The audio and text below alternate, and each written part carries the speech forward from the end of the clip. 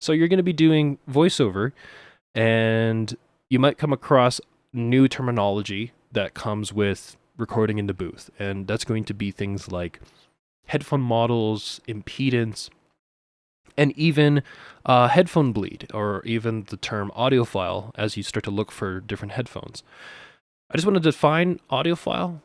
File coming from Latin origin, meaning like love or lover, and an audio meaning, synonym is sound. So we are just lovers of sound.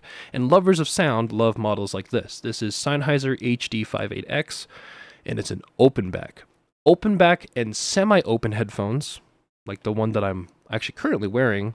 Here's just its earlier family member, the K240 monitor.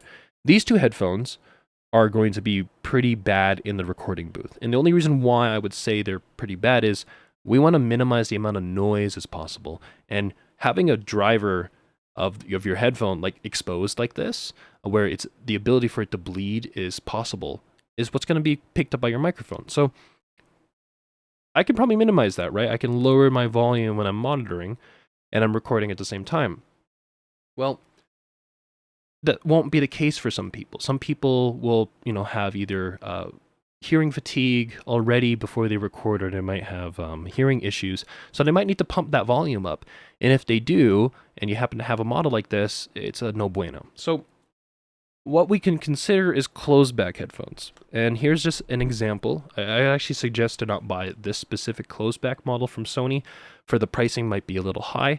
And I'd instead buy Sony 7506. So just know that these are, in a sense, a stand-in for that. This is Sony V6.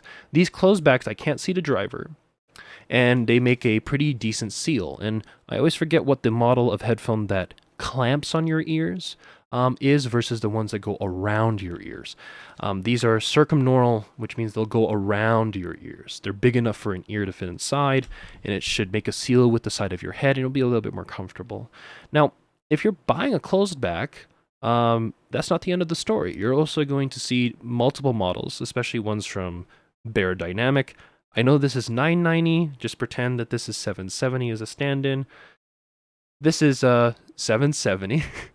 And 770 is a closed back, but then you'll see a number there on the side that says like 250 ohms. It might be flipped on the camera. Oh well, it's what it is. So it'll say on the side of like professional studio headphones, the impedance. And what is impedance? Well, impedance is basically the effectiveness of or efficiency of like the headphone. So you can, like, to simplify it as much as possible. So if you were to have like an old school headphone, like those gold ones, these are 600 ohms, 600 ohm impedance, and these are, if not, one of the most inefficient headphones that ever existed. And you might be thinking, Seth, you're using one of them right now. Well, I'm using its more modern iteration. So 600 ohm impedance, hard to use. 55 ohms. That's a lot easier to run. So now when we're talking impedance and easy to run, easy to drive, those things, we're just talking, I plug my headphone in, how loud can I put the volume before I get the loudness that I prefer? 250 ohms, 600 ohms is going to be a little bit hard, especially for consumer-based headphone amps that are like already built into audio interfaces, for instance. And even those who are actually taking our advice and our suggestions in buying the Yeti, you may even run into an issue like this as you purchase headphones that are expensive, that have impedance, that are higher than 80 ohms or higher than 32 ohms, higher than 55 ohms. Here is a fix for that. This is the Behringer P2. This is just an example. And this is a headphone amplifier that is active. So inside I can put batteries, and those batteries power a little amplifier inside this that allow me to get even more juice. So I can just use an aux cable on the bottom here that is XLR, but I can actually just put a 1/4-inch adapter in here, put the aux cable that you would see in a car inside here, and then plug the other end to my headphone amp of my Yeti. And now I have a little bit of juice. Now, it might be a bit of a MacGyver move, but I'm just trying to really show you that on a budget, especially over time, you can really let your gear last as long as possible. Those who are using a Yeti, or even those who are using like a Focusrite, the headphone amplifiers for Focusrites barely have enough power to really help 250 ohm headphones be heard.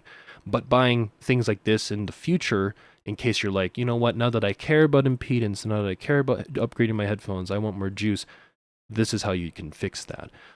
There's passive models that don't require battery, and there is active models like this.